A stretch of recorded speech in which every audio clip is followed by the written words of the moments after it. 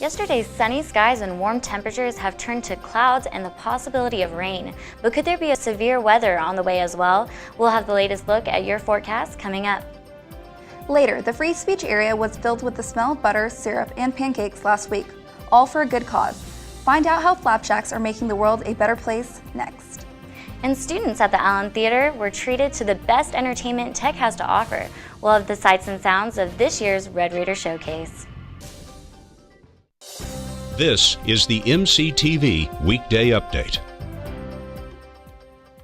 Welcome to the Wednesday edition of the MCTV Weekday Update. I'm Lilian Quiroz. And I'm Alana Kiker. April has been a crazy month in terms of weather. We've already seen highs in the 80s along with some pretty big thunderstorms, and spring has only just begun. And it looks like another couple of days of active weather is headed our way. But what exactly can we expect here in the Hub City? Weather specialist Carly Smith joins us with a first look at our forecast. Carly? You know, it does look like we do have a slight chance for severe thunderstorms heading into this evening. So Storm Prediction Center does have us under a slight risk, and then we are also, some of the South Plains is also under an enhanced risk, and along with that risk comes the chance for hail. Hail will be the greatest threat with these thunderstorms. Large hail anywhere from an inch and greater, so that could in diameter, so it could be very damaging to cars and other things outside. So as we take a look at rain chances, it does look like Lubbock will have a 17% chance for storms, and Childress off the east to the north parts of the Caprock will have a 50% chance for storms. So along with these storms, there is also a chance for lightning, strong winds, heavy downpours, and of course that chance for hail. So heading into tonight, we do overall on average have about a 20% chance of rain. Winds will be south 5 to 15 miles per hour, and the low will drop into the 50s. Tomorrow, highs will climb back into the 80s. It looks like we'll have a nice sunny and warm day with easterly winds. So I am ready for tomorrow, and hopefully tonight won't be too bad. Back to you guys. Thanks, Carly. A few months ago, an interesting sight appeared at the front entrance of the architecture building that stirred up a lot of interest among students. A unique sculpture by a former member of the tech faculty. In February, Laura Duclos brought us the story of one of the most unusual art pieces on campus. And earlier this week, she was there for a special event and brings us more. Laura? Thanks, Lilian and Alana. On Monday, members of the administration, the College of Architecture, and supporters of the public art program all came out to celebrate and remember one of Lubbock's most famous artists. On Tuesday, the College of Architecture dedicated the unnamed sculpture created by the late Texas Tech professor Robert Bruno. Bruno's colleagues and co-workers shared their memories of him and the importance of the sculpture and its return to Tech. This sculpture was created by a man who believed that one person could change the lives of many. His dedication to inspiring others through education and art was surpassed only by his love of passing knowledge on to others. While Robert Bruno may be gone, the legacy left behind enriches the world and those whose lives he touched. The process of bringing the 17,000-pound, 17-foot tall sculpture to Tech has been in the works for more than 2 years. All we came up with, we liked the Bruno sculpture, and then we had to decide, okay, how do we place it exactly? How do we anchor it? How does it integrate with the landscape? And so we had an opportunity with that 1% money from the arts to spend some money on landscape and on the piece. And so I think we created something larger than just the sculpture. The sculpture was just the beginning of Bruno's work. It inspired him to build his largest and most famous piece, the Steel House. Robert said is, if I can sit under this structure, what is not to stop me from building a house that I can live in it? Robert Bruno has now officially left his mark on Texas Tech, and the dean of the college says that he hopes the sculpture will serve as inspiration to students for years to come. One of the things that it does is it takes this intersection and it anchors it. So from an environmental design point of view, it's an important anchor to what is essentially a fairly confusing or complex intersection. But the more important message is the message of material craft, and discipline.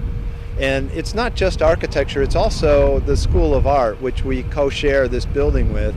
So for architecture students and for art students, this symbolizes the interest in a material intellectual ability. So this is inspiration for them. The Bruno Sculpture and Plaza is only one of many other pieces that can be found on campus as part of the public art program. You can find more information about all of Tech's unique art displays by visiting the website on your screen. Lillian, back to you. Thanks, Laura. It may be hard to believe, but the first day of May is next week, and the last day of classes is less than 2 weeks away. So it should be no surprise that graduation is already on a lot of people's minds, including local businesses. Reporter Julie Gore has more. Graduation is just around the corner. Seniors are not the only ones preparing for the big day. The Food and Beverage Director for the Overton, Shay Foljam, and Controller for the MCM Elegante, Kristen Murray, shared their insight on how local hotels and businesses are getting ready for what they say is the busiest time of the year for Lubbock.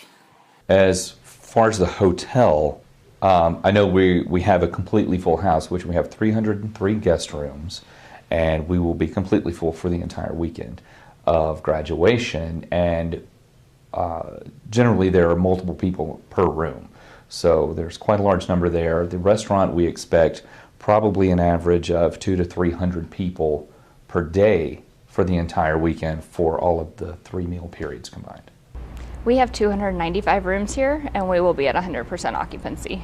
These 2 hotels and attached restaurants will have special accommodations for the families and guests staying there. We will have new items that haven't been selected yet. Usually the chef will come up with something depending on what's the freshest available to us, freshest produce, and new items that might be available to put on our menu, and we supplement with that. So we get a pretty big selection, something for every palate that's coming through. We run beverage specials, especially in the spring. In the May graduation, we have a lot of patio drinks that are available because that is a very popular area. We really don't change the menu. We might throw out some specials, and so sometimes if we have a different deal with a vendor, we'll send out some different appetizer specials, but the menu pretty much stays the same. This is no doubt a stressful time for all graduating seniors, and Murray says the businesses also face complications before the big day. Credit card issues, just with not necessarily like them being bad, but again, just if the credit card number has changed and you booked this reservation a year ago, you forget what card you put it on, and so that's completely understandable, and that's why we get people's email addresses and their phone numbers and all of these ways to contact them. So if there are any problems, that we make sure that we are, actively reaching out to them to make sure that they have a room when they come to town. We see a lot of things the week of graduation, but we're used to it. It's the same every year, and just get ready for the next one. Along with graduation, another end of the semester tradition is about to take place. Next Monday, Tuesday, and Wednesday, the biannual ring ceremony will be held at the Mackenzie Market Alumni Center, located near the southeast corner on campus. Registration for the event starts at 6:30 p.m. and the presentation is at 7 p.m. Family and friends of close participating in the event are encouraged to attend. Another yearly event gave a new identity to a couple of deserving Tech students. On Friday, a new masked rider was named at the annual transfer of the reins ceremony at the Mackenzie Market Alumni Center. Mackenzie White, the 53rd masked rider, passed the reins of Fearless Champion to Rachel McClelland, who will serve in the role for the 2015-2016 school year. McClelland is a junior anthropology major from Tijeras, New Mexico. She will spend the next year as a symbolic ambassador for the university, attending multiple events such as football games, parades, and recruitment fairs. The McClelland's term as masked rider will mark the 61st year of the tradition. Texas Tech is hosting many events in honor of Earth Week. This morning, University Student Housing, the Student Government Association, and Barnes & Noble hosted the second annual Recycled Art Contest. Entries into the contest had to be made from 75% recycled or repurposed materials and could be any kind of art. There were over 30 entries created by students, faculty, and staff. The goal of the event was to encourage people to think differently about the stuff we throw away every day. Today is Earth Day, so in conjunction with that, we decided to try and do something sustainable. So we came up with this art contest to try and get people to be aware of sustainability and recycling and the uses you can make out of what we call trash. Visitors got to vote on their favorite piece, and a prize will be given to first, second, and third place winners.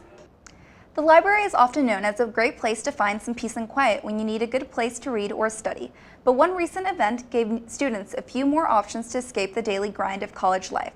Reporter Hannah Hipp has more.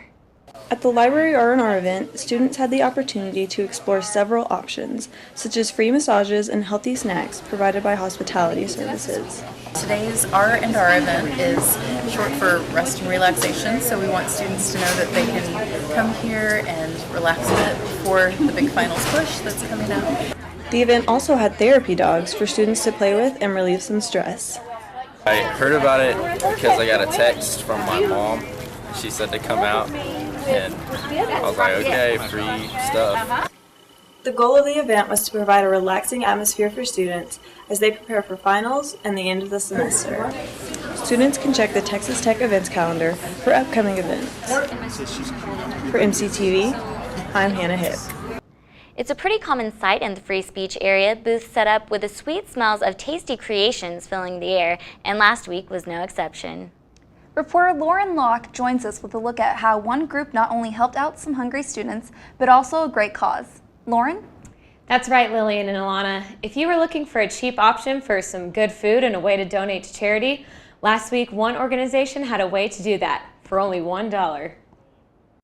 Last Friday in the free speech area by the Sub, TAB and the Women's Service Organization hosted Dollar Pancake Day, teaming up to raise money for the Depression, Self-Harm, and Suicide Prevention Foundation to write love on her arms.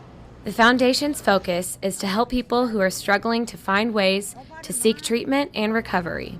TAB is known for their free events, so by partnering with WSO, whose mission is to serve the campus and community, the funds collected were able to go directly to the foundation. WSO is the entity that's allowed to collect the money for the Dollar Pancake, and so we decided to partner with TAB to help them out and to put ourselves out there. Through Dollar Pancake Day, TAB and WSO want to bring more awareness to the To Write Love on Her Arms Foundation, as well as get more students on campus involved in the mission. A lot of people are looking into it and asking what it is and what it does and what we're doing to help. And I just think it's really awesome that we can get involved in such great activities to give back to our community here on campus. For MCTV, I'm Lauren Locke. The Women's Service Organization hosts several events throughout the school year, helping bring awareness to the To Write Love on Her Arms campaign. To find out more about the organization, visit their Facebook page at facebook.com/Women's Service Organization. Alana, back to you. Thanks, Lauren. Speaking of food, a popular concept in cities such as Austin is starting to be seen more and more in Lubbock, and even the Texas Tech campus. Reporter Sarah Self-Walbrick has a look at how one woman's dream to start a restaurant turned into an eatery on wheels. If I'm going to invest in something, I want to go all the way out and invest. The owner of Owens Lunch and Go food truck, Charity Owens, is happy to be in business. The newest food truck in Lubbock aims to serve home-cooked meals in a welcoming atmosphere. Owens says she's always enjoyed cooking and is excited to share her food with Lubbock. I started at home. I was a stay-at-home mom for like 7 years, and now both kids are at school, so my passion is cooking, and this was the cheapest route to go. According to Concession Nation, a company that builds food trucks, prices start at about $19,000 for a new concession trailer. Owens ordered her fully equipped concession trailer from a company in Florida. She says she wanted to be able to own her own eatery, and this was the best way for her to do it. Owens says the food truck boom is happening everywhere. Went to Austin to visit my mom, and they have lots of food trucks. And I'm thinking, these people they have their own hours, they control what they cook, and it's just amazing. You can do what you want. Owen says cooking in the trailer was a little hard to get used to, but 3 weeks in business, she's starting to get used to it. So, of course, I was terrified that my product wouldn't be the same as it was if I were cooking it at home and serving it to people in my living room. So, I got over that, and now I feel like I'm getting more and more comfortable every day. Owens Lunch and Go food truck is open Monday through Friday from 12 until they sell out. For the MCTV Weekday Update, I'm Sarah Self-Walbrick. Every year, the Tech Activities Board hosts events for students to show off their talents, but one event highlights the best the campus has to offer. Coming up next, reporter Rachel Blevins brings us the sights and sounds of the Red Raiders Showcase. And the Texas Tech baseball team is on a roll in the heart of their conference schedule. Everett Corder will be in with all the details along with the latest scores in sports. Stay with us. We'll be back after the break. This is you. You want to be a director in Hollywood? Maybe you want to capture someone's attention on a 30-second spot. Maybe you'd rather be a social media manager, or you want to sit behind the World News Desk. You can do that here at the College of Media and Communication at Texas Tech University with a degree in advertising, electronic media, journalism, media strategies, or public relations. From here, it's possible. There's a lot of tree branches and dry brush over here. We should probably move the bonfire over there.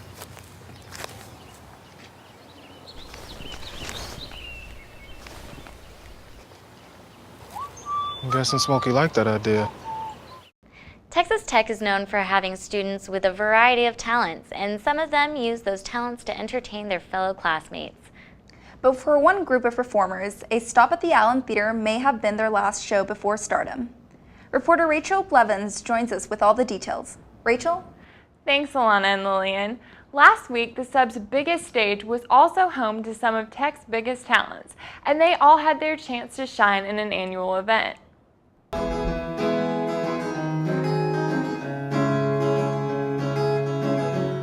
The Tech Activities Board, or TAB, hosted its third annual Red Raider Showcase last week. The grand prize winner received free textbooks from Texas Tech's Barnes & Noble for the rest of their college career, and second prize received a $500 Barnes & Noble gift card. I'm thinking out loud, maybe we found right where we are. Riley Tucker, a sophomore marketing major, and Holly J. Rozier, a junior public relations major, said they enjoyed watching the talented acts the showcase had to offer. There's been a lot of good people, but I always like the people who do the acoustic guitars and stuff like that. I like comedians, so the comedian guy was slowly rooting for him, just quietly. Zach Wen, a freshman molecular biology major, and Leo McKay, a freshman architecture major, said they were impressed by the fact that the showcase was made up of talents from around campus. It's an amazing experience so far. It's really nice to see the talent of the Red Raider campus just coming out.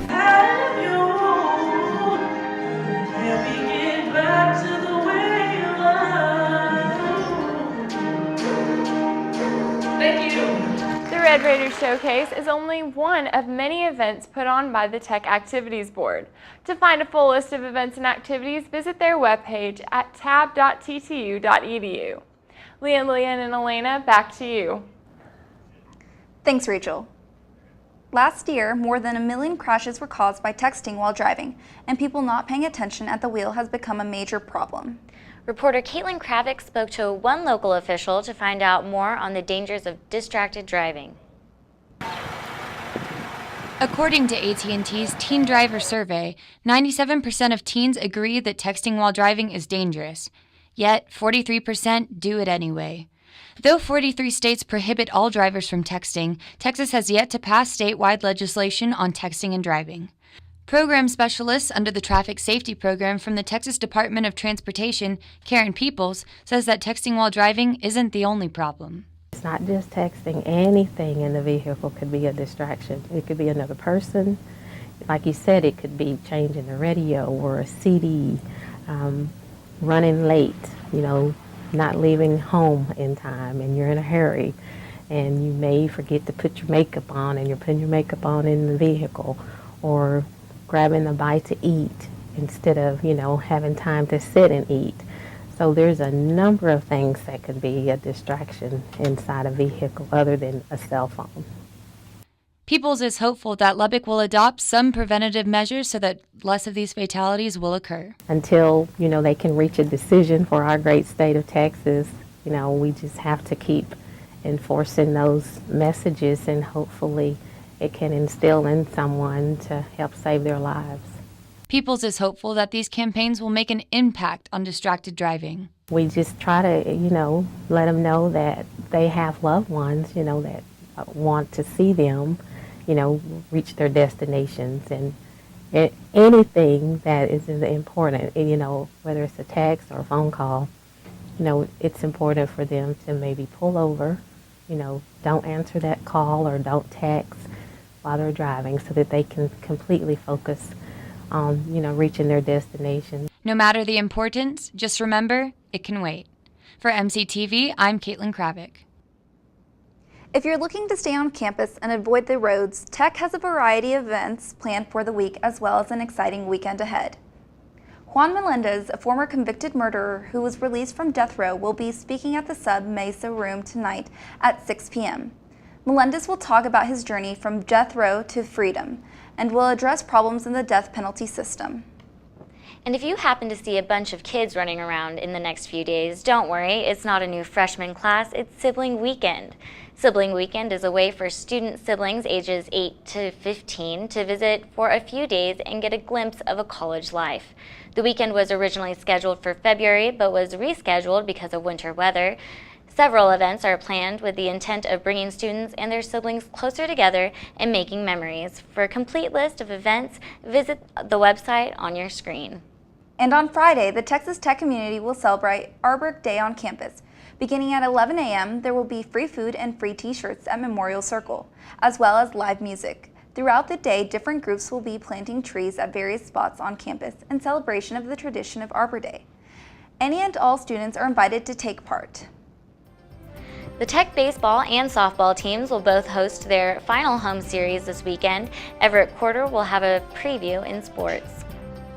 And cloudy skies may give way to severe conditions later tonight.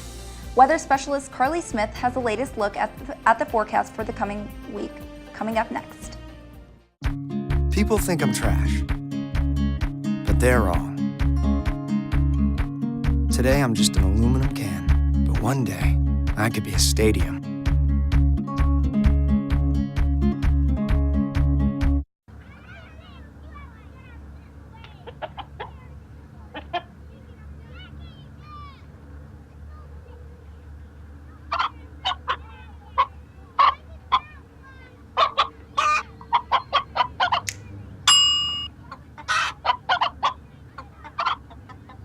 Separate raw meats from other foods by using different cutting boards. 3,000 Americans will die from food poisoning this year. Keep your family safer. Check your steps at foodsafety.gov. We have a beautiful day out here on the South Plains right now. Some partly cloudy skies and a little bit of wind, but not too bad. As we head into this afternoon and evening hours, the chance for storms does pick up. So we do have a chance for severe weather that will be mainly off the Caprock. Lubbock has a slight chance, and then off the Caprock and to our northeast has a enhanced risk for severe weather. So Lubbock may see some rain, but hopefully nothing severe. Now, as we take a look at rain totals into the night, it looks like Dickens could see about a 1/10, but other than that, Childress could see a little bit more, but not much rain with these. There is a chance for hail though. So as we head into tomorrow morning, the chance for storms does stick around for areas off the Caprock, but it will be light. So Thursday, throughout the day, that chance will move south just a little bit, but will remain off the Caprock. So it looks like it'll be a pretty dry day for Lubbock. So heading into wind on Friday will be the story, not so much rain. So Thursday we see a slight chance for rain. Friday, lots of wind, 24 knots. That's anywhere from 20 to 30 miles per hour for the Lubbock area. It will be very windy, blowing mainly from the west. So be prepared for wind. Then lows tonight will drop 54 degrees for Lubbock, 47 for Friona, and then 51 for Tulia. It'll be 40s and 50s throughout the South Plains. Highs tomorrow will climb into the 80s. It will be nice and warm, 70s for some areas, Lubbock right at 82 degrees. Now, across the area on Friday, most of Texas will be nice in the 80s. It looks like it will be a great weekend, but Friday does have some rain chances. If you're planning on traveling to the eastern region of the state, there is some rain chances, and I think we have a graphic for that rain coming up. Yes, here it is. 40% for the Waco, Dallas area and even into the San Antonio area. But once again, Lubbock mainly dry. Then Sunday, there is another chance for rain throughout the weekend. We will remain in the 80s for most of the state. It will be a nice day unless Dallas and Waco has just about a 20% chance of rain. So heading into the first 3 days of our 6-day forecast, 82 tomorrow, 84 Friday, 57, and once again, very strong winds. Those gusts could be anywhere from 30 to 40 miles per hour, but will stay right around 15 to 25 miles per hour. Then Saturday, 80s again, and westerly winds return. So the next 3 days, Sunday, another nice day. Hopefully it'll be a great weekend to get outdoors and maybe even go to the pool. 50s for a low. Monday, high temperatures will drop just slightly, 77, and then Tuesday, another great day, 78 degrees. So we have a chance for severe weather, but it looks like that will go away and we'll have nice days coming up. Back to you in the studio. Thanks, Carly. The Tech Activities Board is always known for giving students unique opportunities to create homemade crafts, but one recent event was a little more personal in nature than most. Reporter Janet Moreno shows us how TAB gave some students a chance to put their face on a bobblehead. Last Friday, the Tech Activities Board invited students to celebrate our Tech baseball and softball teams by making a custom bobblehead. TAB organizer Hector Aguirre said the event was the last Red and Black Friday event for the spring semester. And during homecoming week, everyone's so focused on football, and that's like the main sport. And this way we can kind of reach out to other sports that are on Tech, and that way people aren't always thinking of just football. This is a way to promote baseball too. During the 4-hour event, students posed in front of a blue screen, and after having their photo printed, they had the option of inserting the photo into a baseball or softball bobblehead.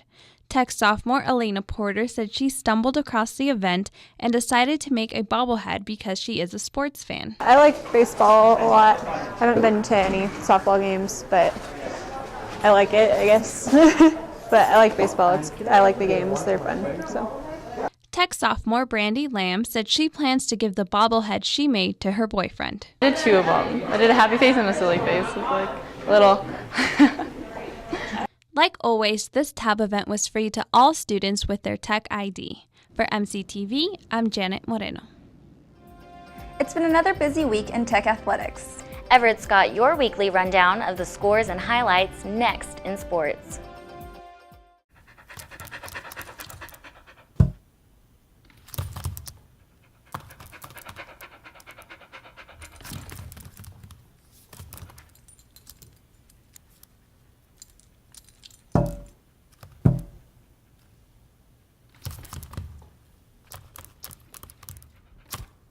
There's a shelter pet who wants to meet you.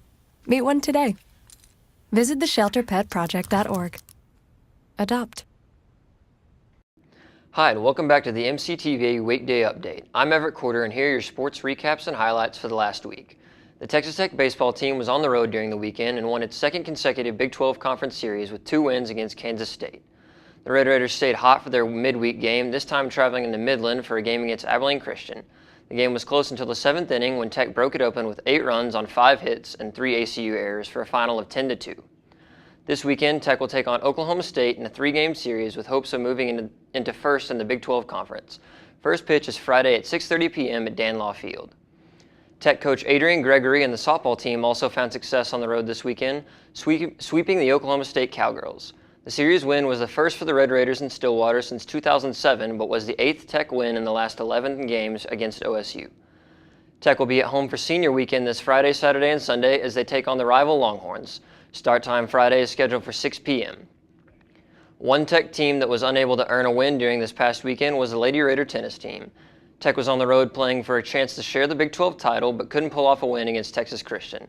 Tech coach Todd Petty said the loss served as a wake-up call for his team, and they had a good week of practice before the Big 12 tournament in Waco. Both the men's and women's tennis teams will be in action in the tournament this weekend. The women face their first opponent tomorrow, and the men start their tournament run on Friday. That's all for sports. Back to you, Alana and Lillian. Thanks, Everett. We'll be right back. You wouldn't let money just blow out of your house. So when your AC or heater is on, make sure the doors, windows, and fireplace flue are shut tight. If you're headed out, turn down the AC or lower the heat by 10 degrees. And always keep your water heater set at 120. A little bit of common sense goes a long way. Get more great tips at energysaver.gov. Welcome back. Well, it's Wednesday, and I'm already looking forward to the weekend. It's hump day, so I'm ready for the baseball games and softball games coming up. Are you going to be going? Unfortunately not. I'm going to be working on research papers since, the The end of the semester is approaching. Finals so, coming up. Yeah, so that's what I'll be doing. Are you? All right. Yeah, I'll be there, maybe doing some camera work for Raider Vision this weekend, but maybe doing replay, so we don't know. All right, well, that's all for this week's edition of the MCTV Weekday Update. Thanks so much for joining us, and be sure to check ttuhub.net every day for more news, and we'll see you next week.